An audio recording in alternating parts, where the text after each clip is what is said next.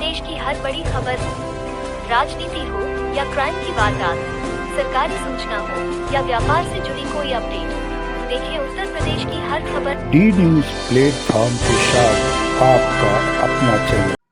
नमस्कार, मैं हूं राजभर धुरिया और आप देख रहे हैं D news.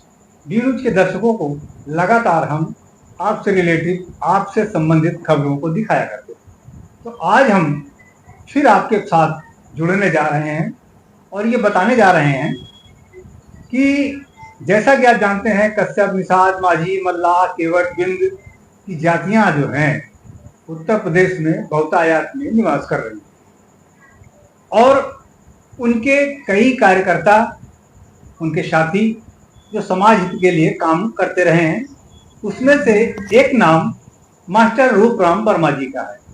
Master Rooparam Verma जी कानपुर के जाने माने समाज सेवी हैं और उनकी जो जयंती है वो आज 93वीं वर्ष जयंती मनाई जाएगी, जो कि 9 जनवरी 2025 को कानपुर देहात स्थित उनके गांव में मनाई जाएगी। तो इस विषय पर चर्चाएं भी हैं, उनकी तैयारियां भी हैं। उसको लेकर जो तैयारियां चल रही हैं उस पर हम चर्चा करेंगे और बात करेंगे सामाजिक विषय पर।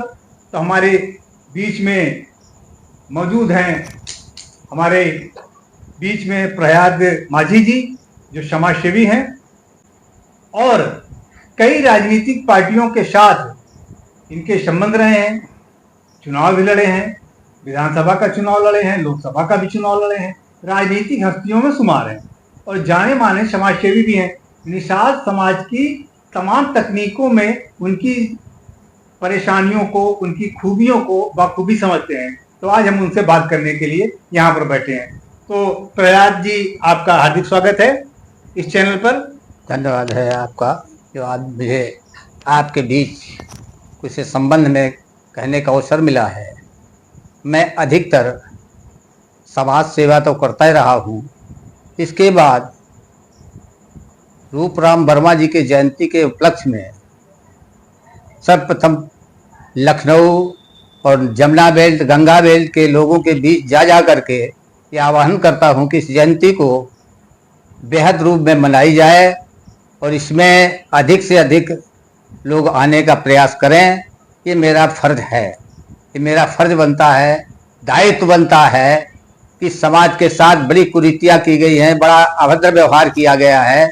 उस संदेश के लोग लेकर के मैं अपना साथी रूपराम वर्मा को जयंती के उपलक्ष्य में अनेक नेताओं को बुलाने का प्रयास किया है, जो उन समस्याओं को निराकरण हेतु प्रतिमा के अनावरण के साथ साथ अन्य नेताओं के बीच में समस्याएं रखी जाएंगी। हो सकता है शायद इस समाज का उत्थान करने के लिए कोई दिशा निर्देश शायद अनेक दलों से ऑफर मिले, उस संबंध में भी विचार करने की जरूरत पड़ेगी। तो जैसा कि मुझे जानकारी है कि रूपराम वर्मा जी एक वरिष्ठ समाज सेवी थे, उन्होंने समाज के लिए काफी अच्छे काम किए और चूंकि आप उनके पुराने साथी हैं, उनके साथ रह के काम करते रहे हैं जी। तो ऐसा कोई वाकया बताइए, ऐसे कोई चीजें बताइए जो लगे कि समाज के लिए उन्होंने ये काम किया। क्या क्या काम किया, थोड़ा उस पर भी प्रकाश डालें। निषाद कल्याण सभा के माध्यम से हम लोग इस समाज के गोंड मझवार जात जो सूचीबद्ध ऑलरेडी रही है, उनको अनेक प्रलोभन दे करके अनेक दलों ने छला और वोट हासिल किया है, लेकिन वो उपलब्धियां इनको हासिल नहीं हो पाई हैं। इसी उपलक्ष्य में हमारे डॉक्टर संजय निषाद भी ऐसे वक्तव्य दे रहे हैं जो समाज को गुमराह करने का काम करते हैं। ऐसा कौन सा वक्तव्य है जिससे ऐसा लगा कि समाज के? जौनपुर में कुटवा में एक ऐसा वक्तव्य दिया है जो समाज को गुमराह करने के लिए उन्होंने बेहद काम किया है। ना बीजेपी के पक्ष में है, ना निषादों के पक्ष में है। वो केवल अपनी बात निषाद पार्टी के बनाने के लिए, ना उनको संबिल मिल रहा है, ना टिकट मिल रहा है। इसका क्या कारण है? ये भ्रम जो पैदा किया है हमारे समाज में, वो सारा का सारा देन हमारे बड़े नेताओं की है। और जैसे डॉक्टर संजय निषाद, मैं समझता हूँ कि बड़े अच्छे आदमी हैं और समाज की बात उठाते रहे हैं और किसी हद तक उन्होंने उठाया है, ठीक भी किया है। लेकिन मैं विरोध करने के साथ साथ ये गुमराह करने की बात जरूर कहता हूं कि ये गुमराह समाज को कर रहे हैं। जैसा कि चुनाव के पहले देखा गया था कि संजय निषाद ने एक बयान जारी किया था कि अगर हमको निषाद पार्टी को टिकट नहीं मिला तो निषाद पार्टी जो है भारतीय जनता पार्टी से अलग हो जाएगी। उसके बाद उनको उसी भारतीय जनता पार्टी के साथ मिलकर के चुनाव लड़ना पड़ा और उनके लिए प्रचार करना पड़ा, जबकि उनको एक भी सीट नहीं मिली थी। आज निषाद समाज को उन्होंने कहा था कि हम आपके आरक्षण की लड़ाई लड़ रहे हैं, इसलिए टिकट की हम बात नहीं कर रहे हैं। तो अब उनको समाज को बरगलाने के लिए या समाज को साधने के लिए या भारतीय जनता पार्टी को प्रेशर में लेने के लिए ये बयान देना पड़ा है। इस पे थोड़ा प्रेशर में लेने के लिए तो बयान उन्होंने दिया ही है। केवल अन्य टिकट का प्रलोभन दे करके केवल उनके बेटे को टिकट दिया गया, वो भी टिकट दिया गया, उनकी पार्टी से टिकट नहीं दिया गया। अपना सैंपल बीजेपी ने पकड़ा करके उनको चुनाव मैदान में उतार दिया। उसका खराजा लोहा से लोहा काटने वाला एक पप्पू निषाद जो पूर्व मंत्री समाजवादी पार्टी का था, वो जीत के मैदान में आ गया और डॉक्टर संजय निषाद का पूरा धज्जियां उड़ा दी। उनके इस बयान से समाज पे क्या प्रतिक्रिया हो रही है और कैसा जो है समाज के अंदर विचार चल रहा है इस बयान को लेकर? इस बयान को लेकर के उनका मानना है कि आने वाला प्रधान और जिला पंचायत के चुनाव में हमारा वोट कलेक्टर है और हम निषाद पार्टी से चुनाव लड़ाने का भरसक प्रयास करें, ये उनका मानना है। तो क्या आप समझते हैं कि इस बयान से समाज को कुछ भला होने वाला है? भला तो कुछ नहीं होने वाला है, लेकिन भला तभी होगा जब अडिग रहे अपनी भाषा में। और निषाद सोच समझ कर वोट करेगा। और निषाद ये सब कुछ जान गया है कि कितनी भी पार्टियां प्रलोभन दे रही हैं, लेकिन इसको संगठित होना पड़ेगा। अब इनके बयानों से ऐसा प्रतीत होता है कि जहां जरूरत समझेंगे वहां वोट करेगा और किसी कहने और बहकावे में निषाद समझाए नहीं आएगा। और निषाद गोंड मझवार जो है ये कहने के मुताबिक नहीं चलेगा। प्रत्यक्ष रूप से जब देखने को मिलेगा इस चुनाव के पहले इनको लाभ मिलेगा, तभी उसी का साथ दे सकते हो। कितने % साथ दे सकते हैं वो मालिक जाने। अगर हम बात करें तो इस तरीके से दिखता है कि उनके जो बयान है वो समाज को साधने के लिए भी हैं, अपनी राजनीति को चमकाने के लिए है, भारतीय जनता पार्टी को प्रेशर में लेने के लिए भी है। लेकिन निषाद समाज के लोगों में इस बयान को लेकर के जो चर्चाएं चल रही हैं वो निकल के बाहर आएंगी और आने वाले समय बताएगा कि इस बयान पर क्या प्रतिक्रिया होने वाली है। ये तो निषाद समुदाय इस बात को समझ रहा है। कई बार इनके बयान ऐसे ही आए हैं जो मिथ्या जा रहे हैं। वो कहीं अमित शाह से मिलते हैं, कहीं प्रधानमंत्री से मिलते हैं, कहीं योगी जी को बहुत अच्छा बताते हैं, जबकि योगी जी बिल्कुल चौपटे करे दे रहे हैं। यहाँ तो वाराणसी में साले मोटर बोट चलवा दिया, निषादों के सारे धंधे छिन गए और इस बार हारते हारते प्रधानमंत्री बचे हैं। तो इस तरीके से अगर देखा जाए तो निषाद समाज को ये समझ लेना चाहिए कि मतलब संजय सिंह किसी से भी बात करें, कोई भी बयान दें, लेकिन वो आरक्षण दिलाने के समर्थ में नहीं है।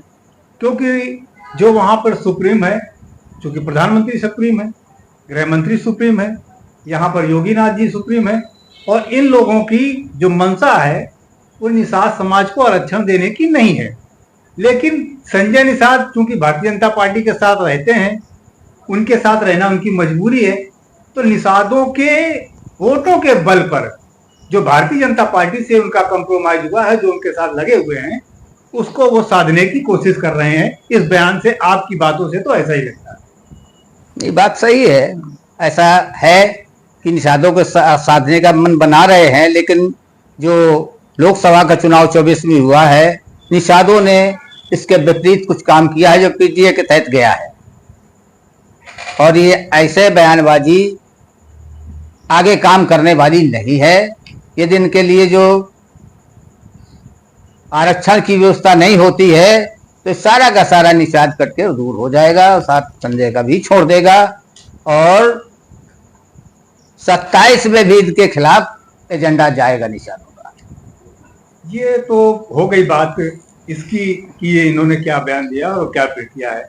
अब आप मुद्दे पे आते हैं कि अभी आप रूपराम वर्मा जी की जयंती के अवसर पर निषाद समाज को, कश्यप समाज को जागृत करने के लिए डोर टू डोर जा रहे हैं। ये तो मैं काम बराबर कर रहा हूं। तो उनके बीच अगर आप जा रहे हैं तो रूपराम वर्मा की जयंती का भी आप प्रचार कर रहे हैं, उनकी जयंती को सफल बनाने का प्रयास कर रहे हैं, उनकी जो मूर्ति वहां पर स्थापित होने जा रही है उस पर लोगों को आप जागरूक भी करने जा रहे हैं। तो क्या इस जन जागरण में जब आप निकले हैं तो क्या इस मुद्दे को लेकर समाज के बीच में जाएंगे और लोगों से अपनी बात रखेंगे कि संजय निषाद ने इस तरीके से बयान समाज के लिए दिया है और उनके साथ क्या प्रक्रिया होनी चाहिए, इस पर भी आप चर्चा करेंगे? हाँ, चलेंगे।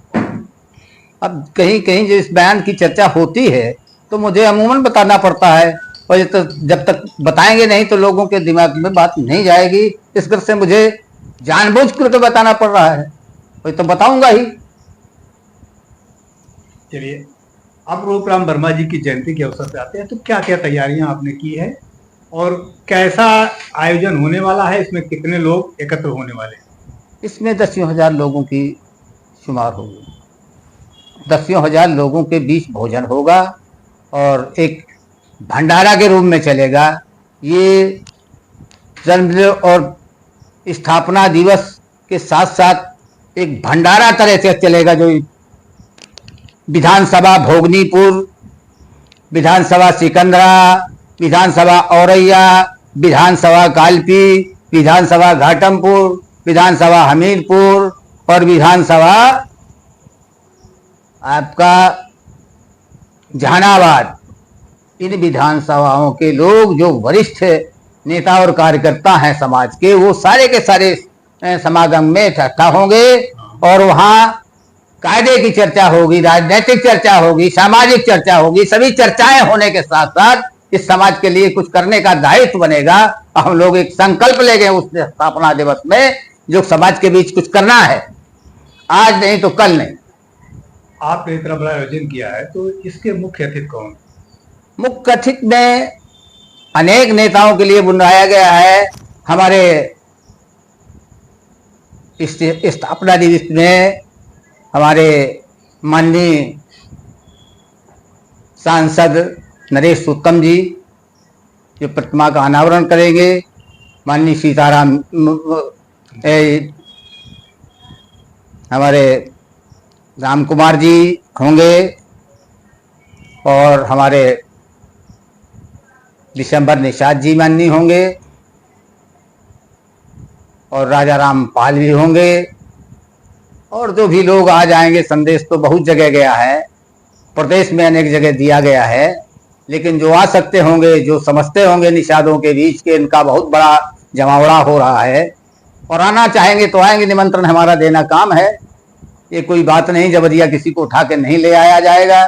जो समाज की सेवा और जो योगदान लेना चाहता होगा तो आएगा हमारे बीच, और नहीं कोई जरूरत नहीं है। लगभग कितने जगहों पे, यानी कि कितने जिलों में या प्रदेशों में आपने इस निमंत्रण को दिया है? निमंत्रण तो देखिए, मेरा राजनीतिक जीवन है और सामाजिक जीवन रहा है, तो मेरा निमंत्रण देना तो एक स्वाभाविक है। निमंत्रण तो मैं बहुत जगह दिया है। अच्छा, आयोजक गणों की अगर हम बात करें तो आयोजक गणों में जैसे कि रूपराम वर्मा जी के पुत्र योगेश वर्मा जी हैं और आप हैं, इसके साथ साथ कमेटी में और भी कौन से आयोजक? उनका देखिए, आयोजक में तो योगदान तो उनके परिवार का सराहनीय है ही है, चूंकि उनका योगदान है और ऊपर वाले ने उनको सब कुछ दिया है। तो इसी आयोजन के माध्यम से क्षेत्र के समस्त जो वरिष्ठ नेता हैं, समाज के कार्यकर्ता हैं, अधिकारी हैं, उस सभी लोग इस आयोजन में आमंत्रित हैं और आएंगे। सहयोग जिससे जो कुछ बनता है वो करेंगे, ये मेरा मानना है। आपके कार्यक्रम में जो लोग आएंगे दूर दराज से आएंगे, कुछ लोग इस प्रदेश से आएंगे, कुछ लोग दूर से भी आएंगे, तो थोड़ा सा ये आप बताइए कि ये जो आयोजन स्थल है आपका ग्राम निहुरा, पोस्ट खोजापुल, सिकंदरा, कानपुर देहात, तो इसमें आने के लिए अगर जो कानपुर स्टेशन पर कोई आता है तो उसके बाद आपके कार्यक्रम स्थल पर कैसे पहुंचेगा? नहीं, सिकंदरा जैसे पहुंचेगा तो मेन हाईवे से 3 किलोमीटर व्यवस्था, आने जाने की व्यवस्था वैसे लोगों की जाएगी, जो रोडवेज के साधन से है, वहां से आने जाने की व्यवस्था जैसा कि इसमें दिया है, पीछे कार्ड में हमने दे रखा है, ये पीछे इस कार्ड के मुताबिक पहुंचेगा। जो रास्ता जाने काबिल नहीं है वहां सवारियों की व्यवस्था की जाएगी और वहां पहुंचने की आसानी से व्यवस्था होगी। क्या क्या कार्यक्रम वहां पर आयोजित किए गए हैं, जैसे कि मूर्ति का अनावरण और उनकी श्रद्धांजलि, इसके साथ साथ और भी कोई आयोजन जो विशेष रूप से आप बताना चाहें वो दर्शकों को? नहीं, आयोजन तो यही मुख्य है। हम्म। हाँ, इस आयोजन के साथ साथ वो फिर जो भी तय होगा वहाँ बैठ करके, वो अलग बात है। कोई विशेष बात जो आप कार्यक्रम से संबंधित बताना चाहें, रूपराम वर्मा से संबंधित बताना चाहें, उनके बलिदानियों को, उनको त्याग के, वो उनकी जो सामाजिक स्थिति है। सामाजिक व्यक्ति थे, और समाज में जब हम लोग 1963 से जब हम लोगों ने शुरुआती खेल किया है, उस समय समाज हमारा बहुत गिरा हुआ था और इसको कोई नहीं समझता था। पास बैठने के लिए भी कतराते थे लोग, चबूतरा भी नहीं मिलता था। उस जमाने से हम संघर्ष करते रहे हैं, चबूतरा नहीं मिलता था हम लोगों को। आज तो कुछ सम्मान की जिंदगी जी रहे हैं, लेकिन राजनीतिक जिंदगी जीने के लिए अभी ठिकाना नहीं है। इस ठिकाना ढूंढने के लिए आयोजन किया जा रहा है, जो विस्तार रूप धारण करेगा। अगर आप ये वीडियो YouTube पर देख रहे हैं तो हमारे चैनल को सब्सक्राइब करें और बेल आइकन को दबाना ना भूलें। अगर आप Facebook पर ये वीडियो देख रहे हैं तो हमारे पेज को लाइक करें।